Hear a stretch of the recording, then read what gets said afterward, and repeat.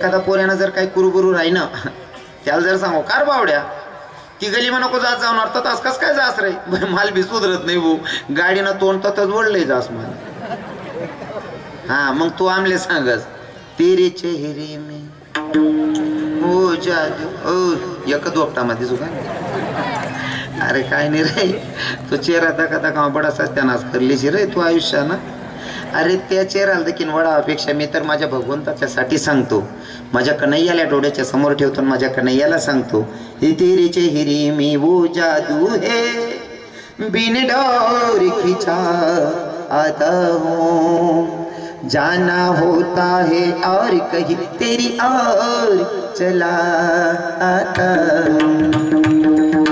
तेरे चेहरे में वो जादू है पूर्णासाठी मनीषने काहीच फायदा नाही भाऊ पण आता ना लोक सुशिक्षित होई त्यात उजी सत्यानाश होई या पहिले असं वातावरण होतं ना या जो म्हातारा बसतस ना 60-70 वाला 50 ना पुढला त्याच्या चर्चा ऐकू पहिले समोरासमोर जर पोऱ्यानं घर आहे पोऱ्याने नुसतं वट्टावर ते बी जर कधी दखत राहिना ना आणि पोर दोन टाक राहिनी भाऊ दोन सुकाडता सुकाडता जर दोन दाव पोरनी दखन पोऱ्या मनकडे दखी राहणार तरी सुद्धा ती लगे गरमा सांगते दखू मम्मी तो मनकडे दखी राहता तरी सुद्धा पोऱ्याना चड्डीना कलर बदलाय टाकेत म्हणतो इथला ठोकेत पहिलं वातावरण आता पोऱ्या कुशाल पोरणी जोडे जास आय लव्ह यू एक मुसळामध्ये तुका आगो आई बहीण बी सांगस मी एंगेज ओ म्हणा बापरे काय काय काय संस्कार गोडू वाट लावणीला नाही ते पहिले दकाना सुद्धा दाखरा आहे पहिले पोऱ्या जर रस्ता तरी चालता चालता पोरणीकडे दखे ना जुने बसेल बायासले सांगत पोऱ्याने नुसतं दखिले नंतर या बहिणीच ना पहिला दाग पहिल्या मायाच ना दखबर हो मन माय पा सांगते सुतून घर मोठी लढाई लय सू आता तू दांगडून मिठी घ्या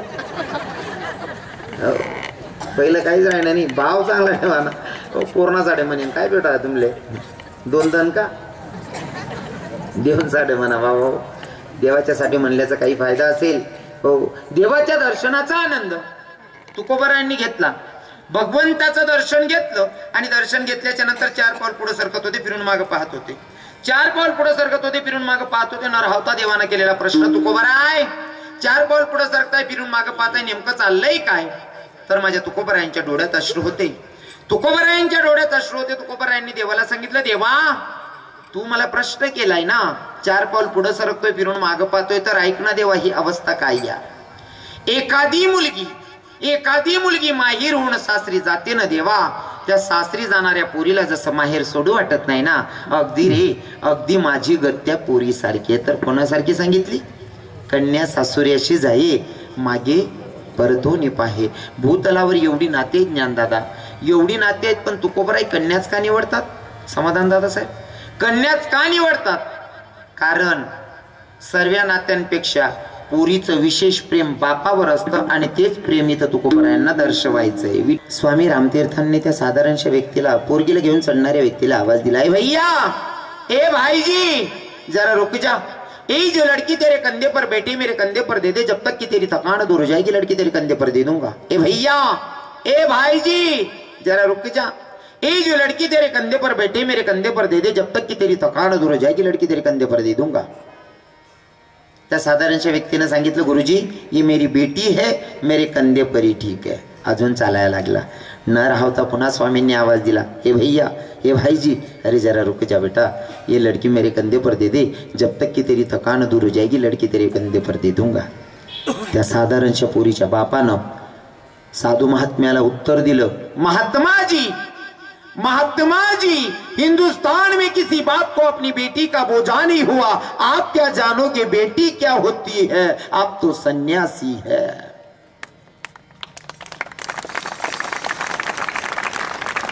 तुम्हाला मुलगी काय करणार आहे मुलगी करण्यासाठी पोटी मुलगी असावी लागते पाठी बहीण असावी लागते तर कन्या करते नाही तर सोपं नाही या विठ्ठल विठ्ठल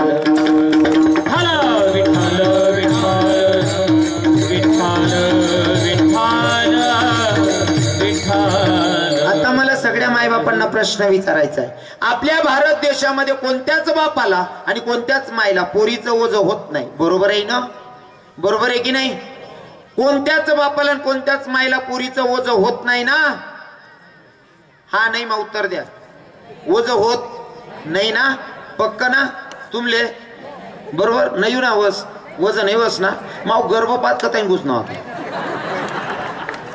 ओझ होत नाही ना? मग गर्भपात आलता कुठून? अरे गर्भपातने एवढा सत्यानाश केलाय का? गर्भपात करू करू पोरी कमी झाल्या. आता आपल्याच पोरांना पोरी भेटत नाहीये. परिस्थिती अशी आहे. पहिले 100 पोरी 70 पोरे होतात. एक म्हातारा 2-2 लग्न करी. हा ते 70 पोरी 100 पोरे 70 नव्हे जाय 30 काय करा ना? लंगोट शिल्या ना गडवर निघ जावा. पर्याय नाही ना. मग काय करणार? हौसात त्यांना कोणी करा. आणि भाऊ तुमले बी सांगस तरुण भाऊसले नेमन रे आप्पा आपू काय काय ते लगीन मग नागिन डान्स करतो. हो भाऊ चांगला भेटत नाही तुला नागिन डान्स मला कवय भेटेल. हो काका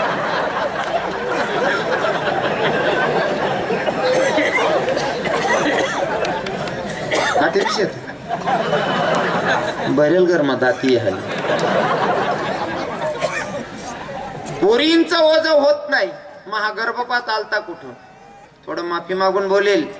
राग धरू नका माया. हो जे घडलेलं पाप आहे त्याला बदलता येणार नाही. पण याच्या पुढे गर्भपात करू नका. आपण काल्याचं कीर्तन ऐकतो, भागवत कथा ऐकतो. त्याच्यामध्ये एखादा कथाकार किंवा एखाद्या कीर्तनकारानं कंसाला चांगलं म्हणलंय का माया? हो कंस चांगला होता असं म्हणलंय का? अजिबात नाही. कंसानं काय केलं? सख्या चुलत बहिणीचे 6 पोरं मारली. 6 पोरं मारली. पण कुठंतरी कंस परवडला. पोरं मारली खरी पण त्यानं कमीत कमी लेकरांना जन्माला येऊ दिलं मग मारली. आपण पोटातल्या पोटात पोरी मारल्या. मग कंस चांगला का आपण चांगला? एकदा स्वतःला प्रश्न करा. हो आणि ज्या मायांकडनं झालं असेल न कळत जाऊ द्या. याच्या पुढे पाप करू नका. नाहीतर बाल हत्या करणाऱ्या स्त्रीच्या हातचं पाणी पिल्यानं सुद्धा पाप लागतंय. गर्भपात झाला पोरींचा पण कशामुळे झाला? त्याला पण दोषी आपणच येत. तुम्ही म्हणसाल कस काय दादा भाऊ? काही सांगणार बरं सर्वात सारखा राहता असं नाही. काहीच नाही. उंडा मागाल चव घाली म्हणशील पोरी मारायण्यात पोटमान बाकी नाची चवच सोड देल होती मागाने. काय मत यावर तुम्हाला? बरोबर आहे ना? आपणच आपले हत्यारे आहोत. अरे हुंडा मागणाऱ्यांनी चव घातली. पण मी प्रत्येक पोरीच्या बापाला पाया पडून सांगतो, प्रत्येक पोरीच्या बापानं ऐपतीनुसार हुंडा दिला पाहिजे. ऐपतीनुसार. येणारा पोरगा हुंडा मागत नसेल तर आपल्या ऐपतीनुसार हुंडा द्यायचा. आणि येताच तो जर मागणी करत सोय मला इथला लाख पाहिजे उठात ठेवा ना त्याला. उठ रे भिकारी तू आत्तेच मागी राहा ना. तू काय मन पोरले का वाढची? उठ तुम्ही आहे ना गंधा मारतून गंधा. आपल्या इच्छेनुसार द्यायचं. आणि एखादा नवरीना बाप एखादी पोरगीना बाप म्हणत महाराज तुम्ही गण सांगणार पण मी गरीब माणूस आहे. हो मी कथाईन हुंडा लावू. ऐपतनुसार सांगेले. आणि तुमले सांगू का पटी जाईन. मजुरी करणारा माणूस तो 200 रुपये रोज तीन काम करस ना तो सुद्धा 50 रुपयाने इमल खायजास.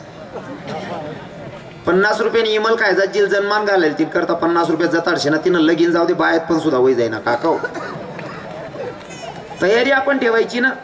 बरोबर आहे का नाही? तुम्ही तयारी ठेवायची. पोरगी आपण जन्माला घातली ना तिचा खर्च आपल्याला करायचा आहे. ऐपतीनुसार करायचा.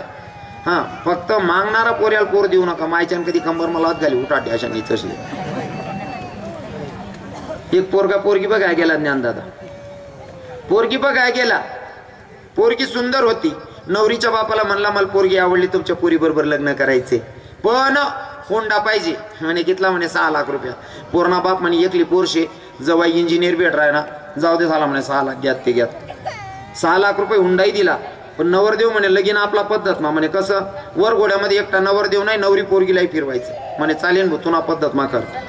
आता नेमकंच लग्नाच्या दिवशी या भाऊनं बग्गी तयार केली. बग्गी एकीकडे नवरदेव बसला एकीकडे नवरी पोरगी बसली.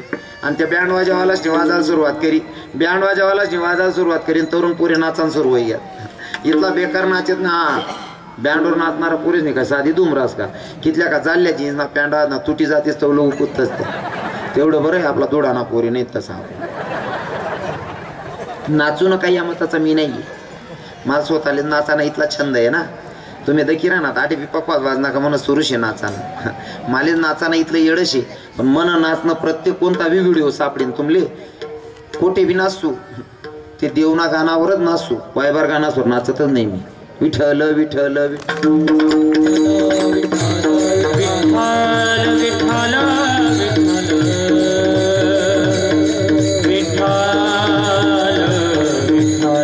तरुण पोरं बँड वाजवायला लागलं, ते तरुण पोरं नाचायला लागले. अहो नवरदेव फाम माऊ ना, नवरी पोर बसेल होती बाजूमा बग्गी मा, ती पोरल्या हातलाय म्हणे देख ना पठ्ठ्यानी कशी कमायला कितला पोरी नाचराय ना. पोर म्हणे आना माय, म्हणे देखते करी, म्हणे आनाव माय, म्हणे पाय तर करी. पोर म्हणे आव काय आवराव नाही म्हणे असा. पोर हुशार होती म्हणे दनी, म्हणे काय तुम्हाला तुमच्या मायच्या गड्याची शपथ खरं खरं सांगा एवढे पोरं कसं काय नाचतात. तो म्हणे तू आता शपथ घाली सांगणंच पडी, सांगावंच लागेल, सांगा पटकन. काय नाही म्हणे सोपं येते म्हणे. कसं काय नाही म्हणे, कोणले 20 कोणले 50 कोणले 100 पाजी का कुत्तच म्हणे त्या नेतात येलच ना माहीत म्हणता आमना दोडाना पोरी नाहीत बघितला वायबार. तुमच्याकडे नाही ती पद्धत, जानगर ना खोका जानगर ना वका नाही ना. महाराज पोरांनी एवढी चव घातली ज्ञानदादा, एवढी चव घातली ना. मी मागच्या वर्षी पावसाळ्यामध्ये वृंदावनवरनं आलो. वृंदावनवरनं आल्याच्या नंतर माझा डीजेचा मित्र आहे सोनू दादा, त्याच्याकडे मी त्याच्या गल्लीतून जात होतो. त्याने मला बघितलं, म्हणे दादा बाबा म्हणता काय खूप दिवस नंतर भेटणार म्हणे, चहा लिहाव म्हणे, हत्यान गरमा बटणू चहा पिवाले. तिथला मग एक नवरदेव डीजे ठरावालो ना. म्हणे सोनू दादा आपले डीजे लागणार आहे आमच्या आमची तारीखली. बरं डीजेवाल्याने पहिले पैसा कितला लिहावा नाही ठरवायला पाहिजे ना. तो सोनू दादा म्हणे भाऊ पैसा कितला दिशी ते नंतर डीजे कितला वाजा लागून वाजा नाही ते सांग म्हणे. म्हणतो सोनू दादा पहिले पैसा ठराव ना, कितला वाजा लागून वाजा नाही का बट ठरायला ना. म्हणे महाराज काही काही गावेस ना पोरी इथला नालायक राहतस ना म्हणे, 2-2, 3-3 वाजा लागून डीजे वाजायला लावतस म्हणे. काय सांगू म्हणे तुमले. नवरदेव इथला खानदानी होता. तो म्हणे भाऊ इथलं टेन्शन नको लिहू. काय सांगे भाऊ इथलं टेन्शन नको लिहू म्हणा, मित्र इथला खानदानी येत ना म्हणे. त्यासले जरी एकदा चढी गई ना, त्या जनरेटरना आवाजवर सुद्धा कुत्त ते डीजे बंद का करलेत नाही म्हणून. कितला विश्वास होईल त्या मित्रासवर, म्हणजे कितली कंपनी खराब होईल.